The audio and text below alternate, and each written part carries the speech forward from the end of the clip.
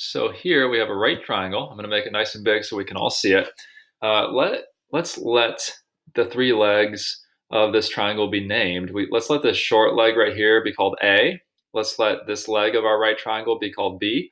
And let's let C be the hypotenuse right here. The hypotenuse is always across from the right angle. Here's our right angle. Across from the right angle is the hypotenuse, which is the longest side of the triangle, which makes sense, right? The longest side is opposite the largest angle. 90 degrees is the largest angle in this triangle. And here's the hypotenuse, the longest side. So here we go. What does this green square represent? Let's recall that I named this side right here A. And this distance right here is A. And so is this distance right here. I'm making a triangle that's colored in green here that is the dimensions A by A. It's a square that has the area of A by A. Well, what is A times A? A times A is A squared. So this green square right here, we could call it A squared, okay? Now, in a similar way, this side right here is called B. And what we have here is a B by B square. So this square right here has the dimensions B by B.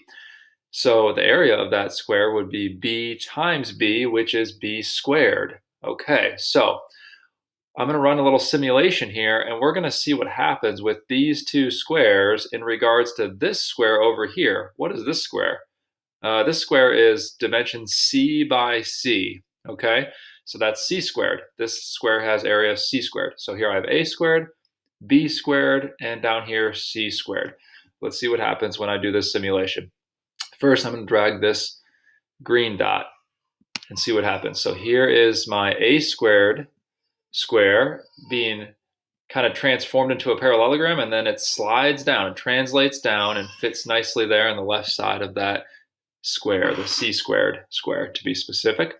Now let's look at this purple square here. If I drag this in a similar way, it turns into a parallelogram. It's not changing size though. It's still the same area as it's changing.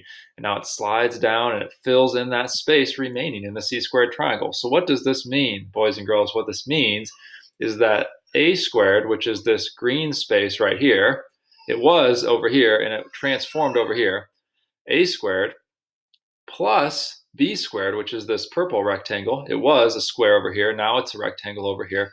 A squared plus B squared equals the same thing as C squared, because this square, this big square, has dimension C by C. So A squared, the green, plus B squared, the purple, equals C squared. That's the Pythagorean theorem, and that's what we're going to be learning about and applying this unit.